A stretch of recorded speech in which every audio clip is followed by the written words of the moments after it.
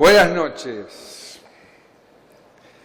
Agradecerle a la gente de CIPEC por esta nueva invitación, felicitarlos por esta decoración audaz que han hecho para esta noche y por la enorme convocatoria que se multiplica año tras año. Felicitarle a Julia por sus palabras. La verdad que encuentro muchísimas coincidencias con lo que había preparado para esta noche en esta comida tan importante, con líderes tan importantes y que creo que es importante que compartamos, porque justamente este tipo de reunión nos permite salirnos de la coyuntura, una coyuntura difícil que estamos viviendo y hablar de por qué estamos haciendo las transformaciones que estamos llevando a cabo y por qué hay que seguir y acelerar en ese sentido del tiempo que marcaba Julia. Pero quiero arrancar leyéndoles algunas cosas. La situación económica del país es dramática. El Tesoro Nacional está exhausto y los recursos normales que deben concurrir a sufragar las expensas de la administración pública no alcanzan en forma alguna a cubrir los enormes gastos comprometidos. A esos dos desequilibrios básicos hay que agregar, con sus complejas derivaciones económicas y sociales, la vigencia de un proceso inflacionario para cuyo aceleramiento se han dado todas las condiciones requeridas. Si mantuviéramos la política económica seguida hasta este momento, el país se vería abocado a muy corto plazo a la cesación de pagos internos y externos. Frondizi, en la década del 60. La Argentina creció por agregación y no por síntesis. La modernización y la industrialización fueron así suturando procesos de cambio a medias, incompletos, en los que cada transformación arrastraba una continuidad con lo viejo, sobreagregándose a él. De hecho, la sociedad se fue transformando en una suma de agregados sociales que acumulaban demandas sobre el Estado y se organizaban facciosamente para defender sus intereses particulares.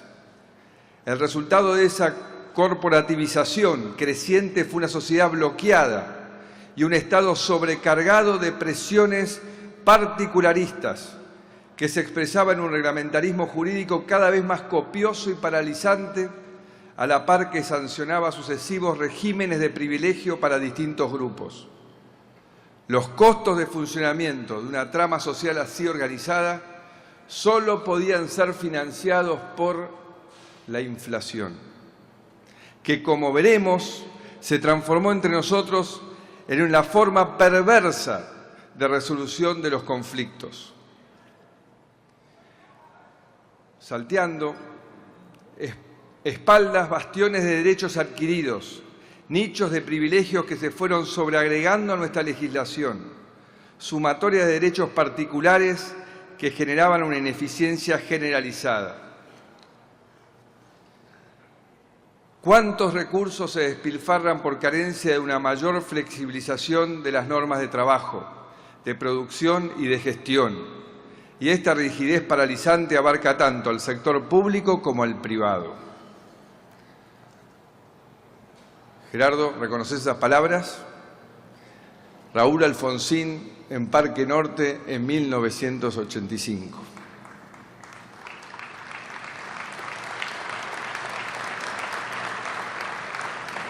Y si nos remontamos un poco más atrás, seguramente en el Consejo Nacional de Productividad, ya en el 52, Perón hablaba de la necesidad de modernizar nuestros esquemas de trabajo. Por eso queda claro que, como dijo Julia, estamos como atrapados en el tiempo en los mismos problemas. Y nos repetimos una y otra vez. Yo voy a agregar algunos números más. 77 de los últimos 100 años tuvimos déficit fiscal. La inflación promedio de los últimos 80 años, sacando las hiperinflaciones, fue 62,6%. Inflación promedio de los últimos 80 años. 62,6%. Y 1 de cada 3 años tuvimos recesión. Y tuvimos 8 defaults. el último, el más grande de la historia de la humanidad. Y a cada una de esas crisis y problemas utilizamos siempre las mismas recetas y herramientas. Tipo de cambio fijo, con la convertibilidad que al tener que salir provocó la mayor destrucción de empleo de nuestra historia, controles de precios, Gelbar, Mazorín, Moreno y muchos más, atraso de las tarifas. En los 70 nos quedamos sin teléfonos, en los 80 sin transporte y energía y volvimos a hacer lo mismo en los 2000, provocando un descalabro fiscal y un descalabro en la infraestructura. Cepos, el último, entre el 2011 y el 2015, un suicidio económico. Destruimos 32% de nuestras exportaciones en 4 años. Y por supuesto, cambiamos reglas de juego, no respetamos las leyes y además mentimos con las estadísticas, probando un nuevo sistema que tampoco funcionó. Y todo ese resultado nos provocó el triste resultado que en los últimos 50 años el país que menos creció no fuimos nosotros, fue Sudáfrica, pero el segundo país que menos creció de los que se miden fue la República Argentina. Por eso creo que en esta madurez, en esta decisión de cambio que hemos tenido los argentinos, hemos asumido que en el pasado no existe ninguna solución a nuestros problemas de futuro. Y por eso decidimos esta vez hacer algo distinto. Esta es la primera vez en décadas que entramos en una crisis con un conjunto de reglas y estamos empezando a salir de la crisis habiendo respetado esas reglas. Y esto no es más ni menos que lo que hicieron Chile, Perú, Colombia, Paraguay, que desde 2003 tiene estabilidad macroeconómica, y que justamente lo que estamos llevando adelante es un ordenamiento macroeconómico a partir del principio de todo, que tener un presupuesto nacional equilibrado, que nos permita sacarnos de encima este mal que ha destruido a tantos argentinos y que tanto castiga al trabajador, que es la inflación. Recuperar la moneda y así recuperar el crédito que necesita esa mujer que quiere hacer su primer emprendimiento con una máquina de coser, o la pyme, la mediana y la gran empresa para crecer, tomar más gente, generar oportunidades de desarrollo para todos los argentinos y así reducir la pobreza. Pero este presupuesto que hemos aprobado con alto nivel de consenso es un presupuesto todavía débil, un presupuesto que tiene muchos impuestos que justamente van en contra de la generación de empleo, que van en contra de poder desarrollar nuestro país. Por eso en el 2020 y el 2021 tenemos desafíos importantes por delante, muy importantes en términos de generar esos consensos. Y ahí es muy importante también que tengamos el coraje de dar esa lucha permanente, ese esfuerzo por convencer primero y si no, por cambiar igual frente a aquellos que facciosamente, como decía Alfonsín, defienden intereses particulares, que además han sido intereses tan pequeños que en sí mismos han sido autodestructivos, casi suicidas. Y les voy a dar algunos ejemplos.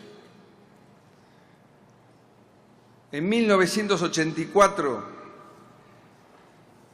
la cantidad de embarcaciones que había en la hidrovía del Paraná-Paraguay eran 800 embarcaciones en 1984, 70% con bandera argentina.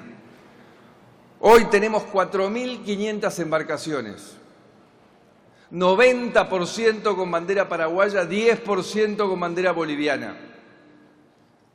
Nos sobran los dedos de las dos manos para contar las embarcaciones con bandera argentina.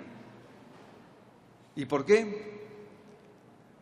Porque entre las normativas y regulaciones estatales, más un convenio laboral que creíamos que era más inteligente, de un día embarcado y un día de descanso, todo ese trabajo se fue hacia los países hermanos de Paraguay y Bolivia. 50.000 puestos de trabajo hemos perdido. Y si esto fuera poco, en la década anterior decidimos no darle trasbordo a las barcazas que venían de Paraguay en nuestros puertos, con nuevas regulaciones y prohibiciones y escáneres de todo tipo. Y todo ese trabajo, ¿dónde se fue? A Uruguay, a los puertos uruguayos. Por suerte, eso lo hemos revertido. Y ya el 70% ha vuelto a los puertos argentinos a darle trabajo a los argentinos. Otro ejemplo, Ushuaia, el lugar más austral del mundo, el puerto más austral. Tiene un mercado natural de abastecer logísticamente a la Antártida. Mercado de 1.100 millones de dólares. Mercado que es prácticamente totalmente abastecido por Puerto Williams, que tiene 2 días más de navegación. Y lo mismo con los cruceros. Veníamos perdiendo ese liderazgo que lo hemos revertido. ¿Pero por qué? Porque alrededor del puerto, sin ningún sentido de los costos operativos por parte de la conducción política,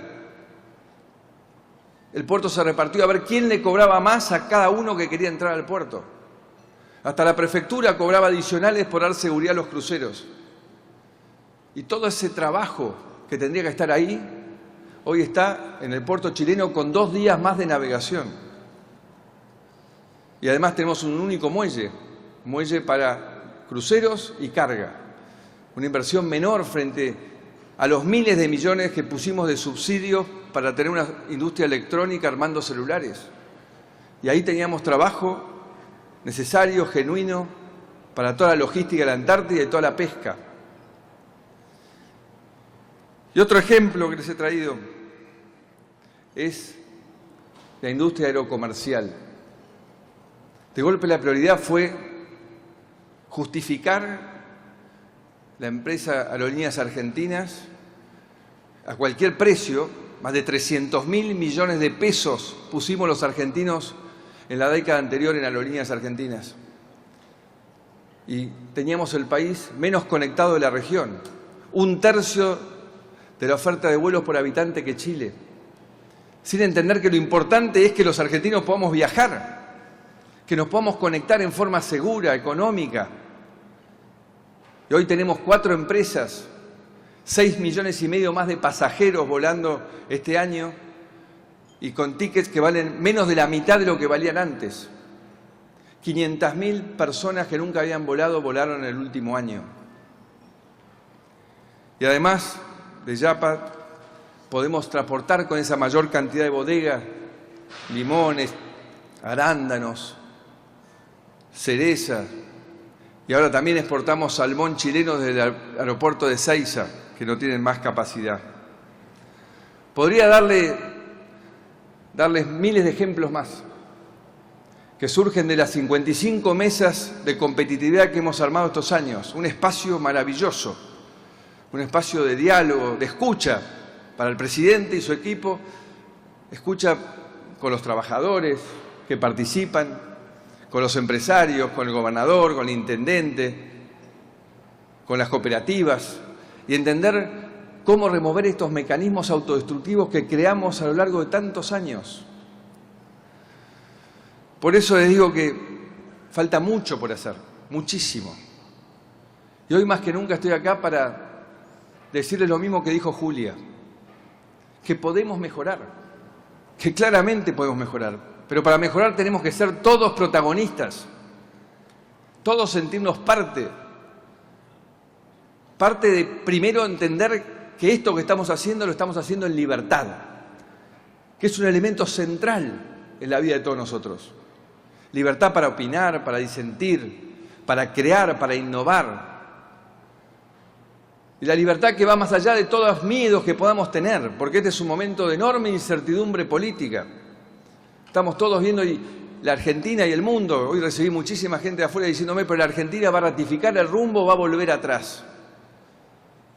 Y lo que hay que hacer es demostrar que entendimos, que aprendimos y ser protagonistas de todo esto que estamos haciendo. Yo Yo creo profundamente en ustedes. Yo confío en ustedes. Por eso estoy acá. Por eso me decidí a tomar esta responsabilidad tan única, que es conducir nuestro país. Pero sé también que los escépticos tienen argumentos de sobra, ¿no? Entre las cosas que dijo Julia, las cosas que dije yo, 80 años para decir la Argentina no tiene arreglo. Y las cosas todavía pasan, ¿no? Porque todavía escuchamos debates en la Cámara de Diputados, como el de la semana pasada, de una cantidad de leyes que quién podría estar en desacuerdo con poder seguir dando, pero un país que le duele todo lo que le falta, le duele a nuestra gente lo que le cuesta llegar a fin de mes. Y no podemos escuchar más cosas que tengan que ver con el populismo y la demagogia. Entonces yo quiero decirles a aquellos que se ponen en ese lugar del escepticismo, que yo hoy creo más en todos ustedes que hace 3 años y medio. Y les voy a dar 5 ejemplos, no, mejor 4 ejemplos, así empezamos a comer. El primero, que también lo dijo Julia, la energía. Hace 3 años y medio, cada día producíamos menos energía, cada día teníamos más cortes de luz. Y en 3 años y medio revertimos a que hoy cada hora producimos más energía y bajamos un 40% los cortes de luz. ¿Y eso por qué lo hicimos? ¿Cómo lo hicimos? ¿Cómo pusimos a Argentina ese activo que tenía durmiendo en marcha, que nos va a llevar a ser uno de los países más importantes en exportación de energía en algunos años? Además de tener energía para nosotros y millones de puestos de trabajo alrededor de todo lo que da una energía competitiva. Lo hicimos porque generamos un espacio de confianza, algo que también mencionó Julia. Nos sentamos alrededor de una mesa, los trabajadores, el Gobierno Nacional, la provincia, las empresas, y todos nos pusimos de acuerdo en que cada uno tenía que ceder para lograr algo mejor para todos. Y esa confianza movió un activo fundamental que la Argentina se había quedado sin, que insisto es la energía. El segundo ejemplo que les quiero dar, y Vaca Muerta lo que hemos desarrollado es intensamente menos del 2% de lo que tenemos en Vaca Muerta. El segundo ejemplo que les quiero dar es el Paseo del Bajo. En 1962 se proyectó el Paseo del Bajo. El otro día cuando fuimos a visitar la obra con Horacio, no lo podíamos creer.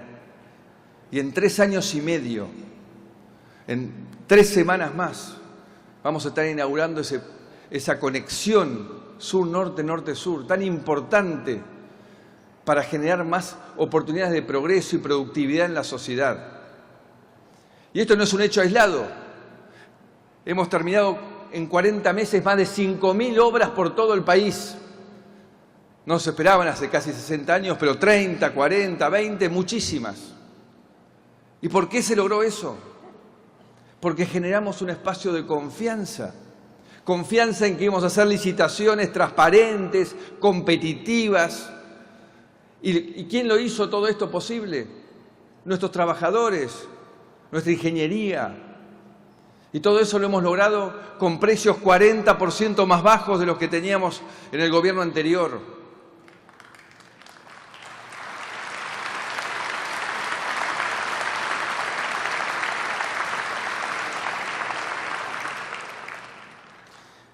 El tercer ejemplo que les voy a dar de por qué tenemos que creer y confiar es la lucha contra el narcotráfico.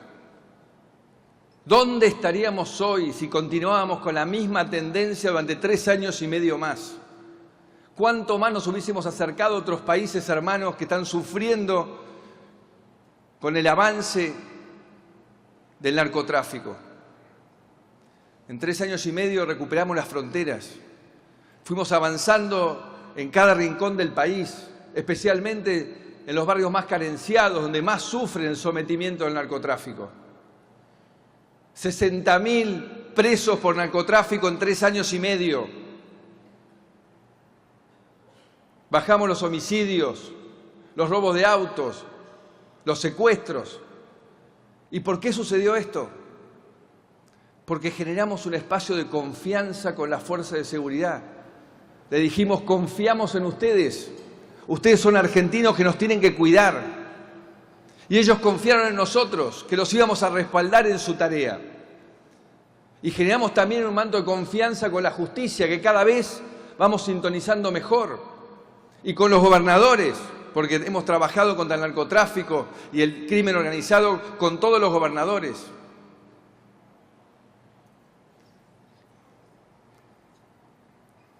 Y el último ejemplo,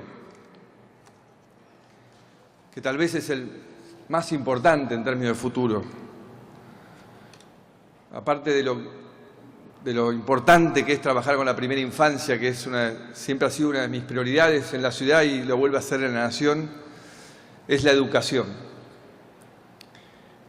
Como tenemos un compromiso con la verdad, decidimos saber qué nos pasaba. No quisimos más esconder la basura debajo de la alfombra, en todos los campos. Y acá lanzamos las pruebas a aprender en el 2016. Y como dijo Julia también, nos dieron muy mal, muy mal. Entonces, ¿qué hicimos? Convocamos a docentes y directivos, más de 300.000, a capacitarse en primero lengua. Ahora vamos por matemáticas, pero empezamos con lengua. Y esto fue maravilloso.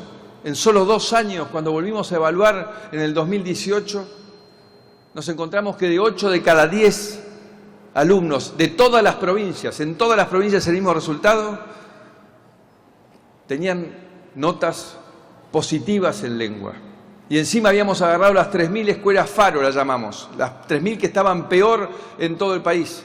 Y ellas tuvieron un resultado aún superior que la media. Entonces, esto significa que se puede, que podemos tener este instrumento tan importante y único en la igualación de oportunidades. Y además, eso lo pudimos hacer, ¿por qué? Porque los docentes y los directivos confiaron que no queríamos bajar una línea ideológica, sino que queríamos era darle herramientas a ellos para que le aseguren un mejor futuro a todos nuestros chicos. Y además de eso, en los planes sociales, que eran en muchos casos planes de extorsión para obligar a la gente a hacer cosas a cambio de ese plan, no solo le dimos la automaticidad a través del ANSES, sino que los convocamos a educarse. Y esto es algo muy impresionante, muy impresionante. 180.000 personas están en vías de terminar su secundario, con excelentes calificaciones. Y el 80% vive en una casa precaria. Y más del 50% son mujeres. ¿Y por qué lo han hecho? Pregúntense, ¿por qué lo han hecho? Porque confían que ellas pueden aportar algo importante para el futuro de nuestro país, que hay un lugar para ellas en lo que estamos haciendo. Entonces les digo de vuelta, ¿cómo ustedes no pueden llegar a confiar en lo que se está haciendo? Porque tienen que confiar en ustedes mismos, en la capacidad de mejorar, en la capacidad de hacer. ¿Cómo no vamos a poder modernizar nuestro país, incluirlo en el mundo, como 2 herramientas fundamentales para derrotar la pobreza y generar oportunidades de progreso para todos? De eso se trata el cambio. Es una transformación que comenzó y que no puede parar, porque el mundo no para. El mundo es un mundo complejo. Hay problemas de empleo en todas partes, porque la tecnología nos enfrenta a cambios violentísimos. Pero la forma no es esconderse, no es ratificarse en su privilegio, sino abrirse a pensar qué podemos hacer en conjunto, dialogando.